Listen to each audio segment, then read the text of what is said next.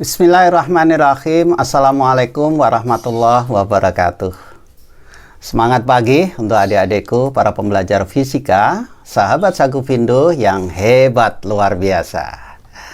Senang sekali bertemu kembali dengan adik-adik semuanya. Semoga tetap sehat dan semangat untuk bisa terus berkarya dan belajar untuk bisa wujudkan cita-cita kalian. Kali ini kita akan belajar bersama tentang fisika inti. Diharapkan setelah belajar bersama ini, adik-adik akan lebih mengerti bagaimana karakteristik sebuah atom. Yang kedua, adik-adik juga akan lebih memahami bagaimana konsep tentang massa defect dan kaitannya dengan energi yang luar biasa. Oke, adik-adik sudah siap ya? Yuk, senyum dulu dong. Yes. Pasti bisa. Yes. Ayo kita mulai ya. Baik adik-adikku semuanya, saatnya kita masuk di dunia fisika inti. Kita akan mempelajari banyak bagaimana karakteristik tentang inti atom dalam kaitannya dengan energi yang sangat luar biasa. Oke. Selanjutnya kita akan mempelajari model atom. Untuk memudahkan mempelajari model atom, kita lihat simulasi sederhana ini.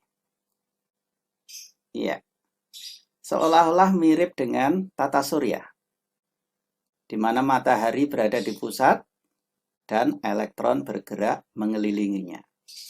Di sebuah atom, ada inti atom yang berada di pusat dan elektron bergerak mengelilinginya. Jika digambarkan di dalam bentuk dua dimensi, kira-kira seperti ini. Ada inti atom berada di tengah, dan elektron bergerak mengelilingi pada kulit-kulit tertentu. Dari sini kita bisa simpulkan bahwa partikel penyusun sebuah atom itu ada 3.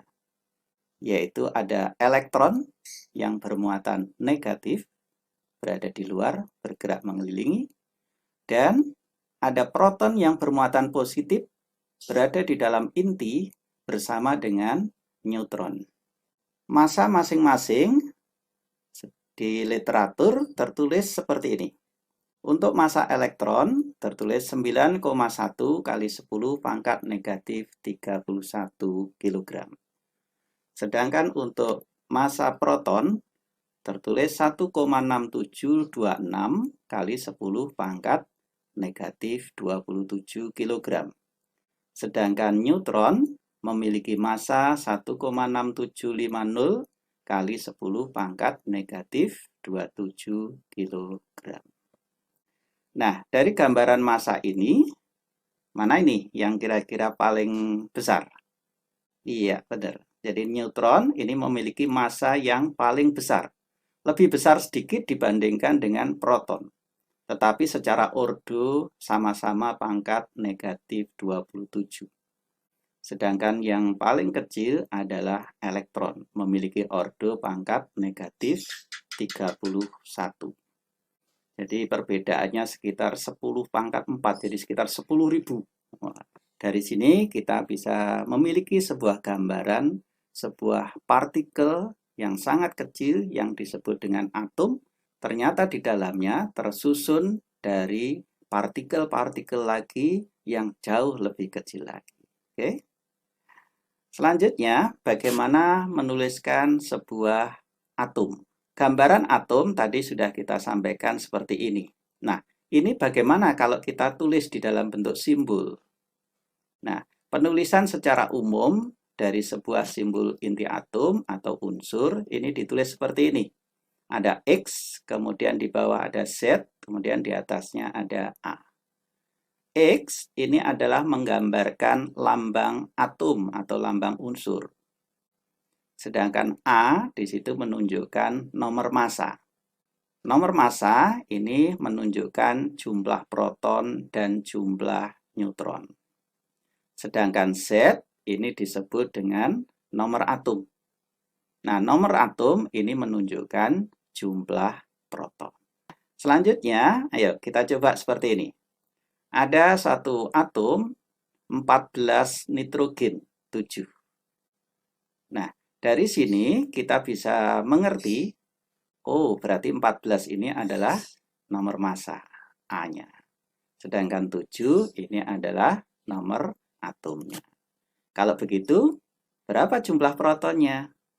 Sama dengan nomor atom, berarti 7. Berapa jumlah neutronnya?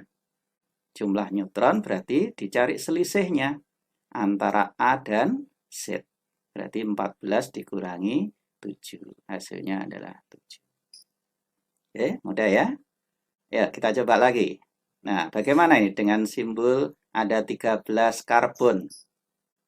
Berarti, iya benar ya. Jadi A-nya menunjuk 13 sebagai nomor massa dan 6 sebagai nomor atom.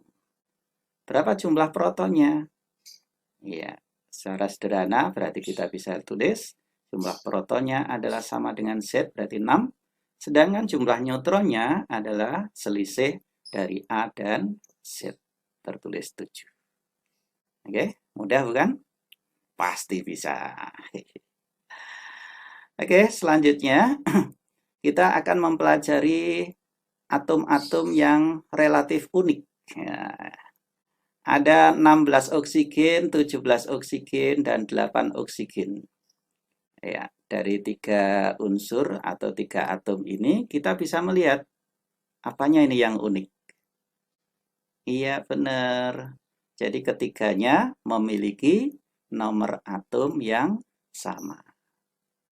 2 unsur atau lebih yang memiliki nomor atom yang sama, ini yang kemudian disebut dengan isotop. Jadi ciri isotop adalah memiliki nomor atom yang sama. Oke. Ayo, selanjutnya perhatikan di sini. 24 natrium dengan 24 magnesium. Iya, apa ini yang spesifik? Iya, betul. Dia memiliki nomor massa yang sama. Nah, 2 unsur yang memiliki nomor massa sama, ini yang kemudian disebut dengan isobar. Jadi ciri dari isobar adalah memiliki nomor massa yang sama. Selanjutnya, kita coba. Iya, 13 karbon dan 14 nitrogen. Kira-kira apa ini yang sama? Yes. Selisihnya sama-sama 7. Selisih tadi menggambarkan jumlah neutron. Berarti 2 unsur atau lebih yang memiliki jumlah neutron yang sama, ini sering disebut dengan isoton.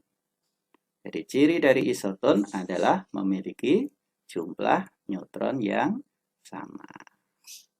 Oke, gimana adik-adik? Mudah dipahami bukan? Yes. Kita lanjutkan ya. Ya. Selanjutnya, ini bagian yang terpenting dari fisika inti, yaitu tentang massa defect dan energi ikat. Coba diingat kembali gambaran yang di awal tadi. Ya, model atom Bohr. Ada inti atom dan elektron bergerak mengelilinginya. Nah, sekarang kita fokus di intinya. Nah, di inti ini hanya ada 2 partikel, yaitu proton yang bermuatan positif dan neutron yang netral. Nah, ini kalau ditimbang, ditimbang bareng gitu, maka ini disebut massa inti. Jadi massanya secara keseluruhan ini disebut massa inti. Nah, massa inti ini kan terdiri dari proton dan neutron. Nah, seharusnya massa protolan dari proton dan neutron secara keseluruhan yang selanjutnya disebut dengan massa penyusun inti MPI, ini seharusnya sama. Jadi kalau ditimbang secara keseluruhan dan diprotoli, ini harusnya menunjuk sama. M inti harusnya sama dengan massa penyusun inti. Tetapi kenyataannya tidak. Massa inti ternyata selalu lebih kecil daripada massa penyusun inti. Nah, selisih dari keduanya ini yang kemudian disebut dengan massa defect. Massa defect ini dilambangkan dengan delta M. Jadi delta M adalah merupakan selisih antara massa penyusun inti MPI dan massa inti MI. Nah, delta M ini yang kemudian disebut massa defect tadi, ini adalah massa yang berubah menjadi bentuk energi. Yang selanjutnya disebut dengan energi ikat. Energi ikat inilah yang mengikat partikel-partikel yang ada di dalam inti atom, yaitu proton dan neutron, sehingga mereka bisa rukun berada di dalam inti atom. Berapa besarannya? Ya, energi ikat dilambangkan dengan EI, dicari dengan menggunakan persamaan Einstein. Adik-adik mengenal rumus mc kuadrat. E sama dengan mc kuadrat. Berarti energi ikat sama dengan delta M. Delta M tadi adalah massa defect-nya. Kemudian dikali dengan C kuadrat. Delta M harus menggunakan satuan kilogram di dalam SI. Sedangkan C ini adalah kecepatan cahaya di ruang hampa. Besarnya 3 kali 10 pangkat 8 meter per sekon. Sehingga satuan energinya menggunakan satuan joule. Oke. Berikutnya, bisa juga menggunakan persamaan delta M kali 931,5 mega elektron volt. M besar, E kecil, V besar. Jika adik-adik menggunakan persamaan yang bawah, maka delta M ini harus dalam satuan SMA, satuan massa atom. 1 SMA itu ada setara dengan 1,66 kali 10 pangkat negatif 27 kg. Atau setara dengan 931,5 mega elektron volt. Agar bisa lebih memahami, coba kita contohkan ya. Kita terapkan pada soal. Contohnya sederhana. Ada massa inti berilium 9 sekian. Berarti ini adalah sebagai massa intinya, Mi. Kemudian diketahui ada massa proton. Nah, ini berarti massa proton 1,0078 MP, satuannya SMA. Kemudian ada massa neutron, Mn.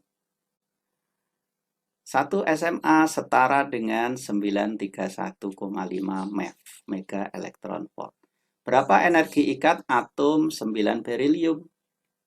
Ya, ingat, kalau 9 berilium berarti yang bawah menunjukkan jumlah proton 4, sedangkan jumlah neutronnya adalah selisih dari nomor massa dan nomor atom. Berarti neutronnya sama dengan 5.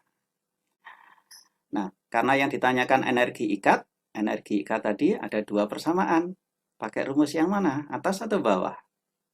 Iya, karena di sini menggunakan satuan SMA, berarti gunakan persamaan yang bawah. Langkah-langkahnya silakan adik-adik menghitung dulu massa penyusun intinya, massa protolannya tadi. Berarti protonnya ada 4, berarti 4 dikalikan massa protonnya, ini dimasukkan. Kemudian ditambah neutronnya jumlahnya 5 dikali massa neutronnya. Ini hasilnya berapa? Silakan nanti dihitung.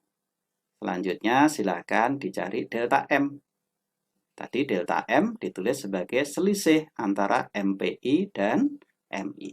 Jadi hasil tadi berapa? Silakan dikurangkan dengan ini, MI. Selanjutnya baru bisa kita menghitung energi ikatnya dengan menggunakan delta M kali 931,5 mega elektron. Silakan dicoba dihitung. Kira-kira hasilnya adalah yang ini. Ini yang bisa kita sampaikan pada kesempatan kali ini.